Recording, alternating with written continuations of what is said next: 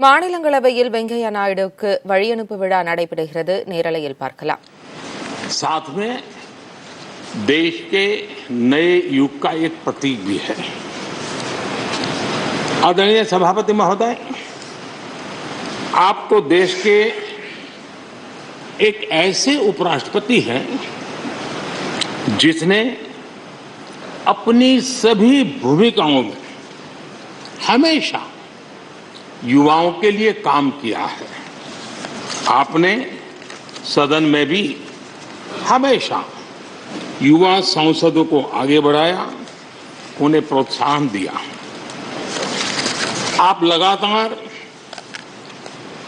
युवाओं के संवाद के लिए यूनिवर्सिटीज और इंस्टीट्यूशंस लगातार जाते रहे हैं। नई पीढ़ी के साथ आपका एक निरंतर कनेक्ट बना हुआ है और युवाओं को आपका मार्गदर्शन भी मिला है और युवा भी आपको मिलने के लिए हमेशा उत्सुक रहे हैं। इन सभी संस्थानों में आपकी लोकप्रियता भी बहुत रही है। मुझे बताया गया कि वाइस प्रेसिडेंट के रूप में आपने सदन के बाहर जो भाषण दिए उनमें करीब 25% युवाओं के बीच में रहे हैं। ये भी अपने आप में एक बहुत बड़ी बात है। आदरणीय सभापति महोदय, व्यक्तिगत रूप से मेरा यह सौभाग्य रहा है कि मैंने बड़े निकट से आपको अलग अलग भूमिकाओं में देखा है। बहुत सारी आपकी भूमिका ऐसी भी रही जिसमें आपके साथ कंधे से कंधा मिलाकर कार्य करने का भी मुझे सौभाग्य मिला है।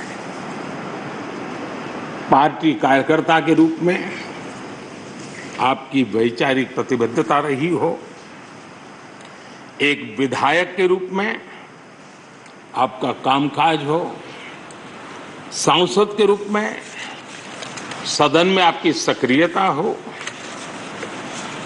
भारतीय जनता पार्टी के अध्यक्ष के रूप में आपका सांगठनिक कौशल्य और लीडरशिप की बात हो, कैबिनेट मंत्री के रूप में आपकी मेहनत, नवाचार का आपका प्रयास और उससे प्राप्त सफलताएं देश के लिए बहुत उपकारक रही है, या फिर उपराष्ट्रपति और सदन में के सभापति के रूप में आपकी गरिमा और आपकी निष्ठा। मैंने आपको अलग अलग जिम्मेदारियों में बड़े लगन से काम करते हुए देखा है। आपने कभी भी किसी भी काम को बोझ नहीं माना। आपने हर काम में नए प्राण फूंकने का प्रयास किया है। आपका जज्बा, आपकी लगन हम लोगों ने निरंतर देखी है। मैं इस सदन के जरिए प्रत्येक माननीय सांसद और देश के हर युवा से कहना चाहूंगा कि वो समाज, देश और लोकतंत्र के बारे में आपसे बहुत कुछ सीख सकते हैं।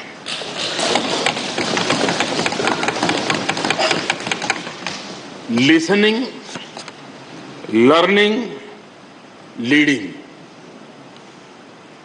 कनेक्टिंग, कम्युनिकेटिंग, चेंजिंग और रिफ्लेक्टिंग, रिकनेक्टिंग जैसी किताबें आपके बारे में बहुत कुछ बताती हैं। आपके ये अनुभव हमारे युवाओं को गाइड करेंगे और लोकतंत्र को मजबूत करेंगे। आदरणीय राष्ट्रपति महोदय, आपकी किताबों का जिक्र मैंने इसलिए किया क्योंकि उनके टाइटल में आपकी वो शब्द प्रतिभा झलकती है जिसके लिए आप जाने जाते हैं। आपके वन लाइनर्स बीट लाइनर्स होते हैं और विन लाइनर्स भी होते हैं।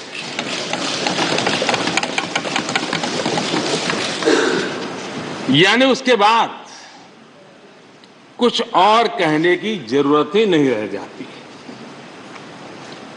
Your each word is heard, preferred and revered and never countered.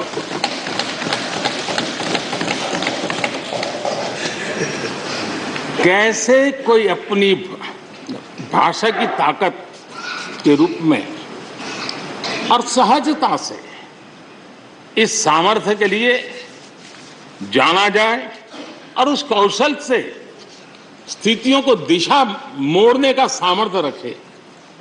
सचमुच में आपके इस सामर्थ्य को मैं बधाई देता हूं। साथियों, हम जो भी कहते हैं वो महत्वपूर्ण तो होता ही है, लेकिन जिस तरीके से कहते हैं उसकी अहमियत ज्यादा होती है।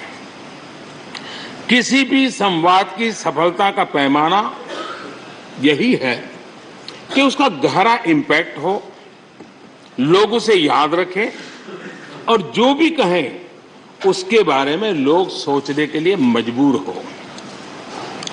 अभिव्यक्ति की इस कला में वेंकैया जी की दक्षता, उस बात से हम सदन में भी और सदन के बाहर देश के सभी लोग भली भांति परिचित हैं।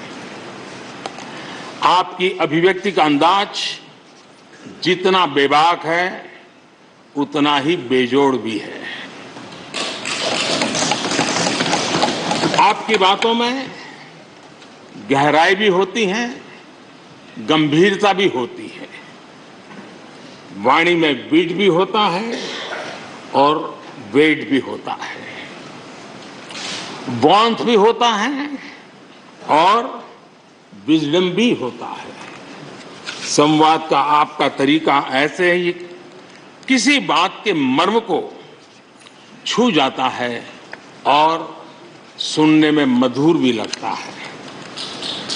आदरणीय सभापति महोदय, आपने दक्षिण में छात्र राजनीति करते हुए अपना राजनीतिक सफर शुरू किया था।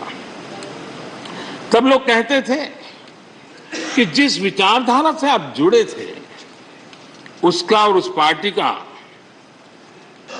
निकट भविष्य में तो दक्षिण में कोई सामर्थ्य नजर नहीं आता है, लेकिन आप एक सामान्य विद्यार्थी कार्यकर्ता से यात्रा शुरू करके और दक्षिण भारत से आते हुए उस पार्टी के राष्ट्रीय अध्यक्ष के शीर्ष पद तक पहुंचे। ये आपकी एक अविरत विचार निष्ठा, कर्तव्य निष्ठा और कर्म के प्रति समर्पण भाव का प्रतीक है। अगर हमारे पास देश के लिए भावनाएं हो, बात कहने की कला हो,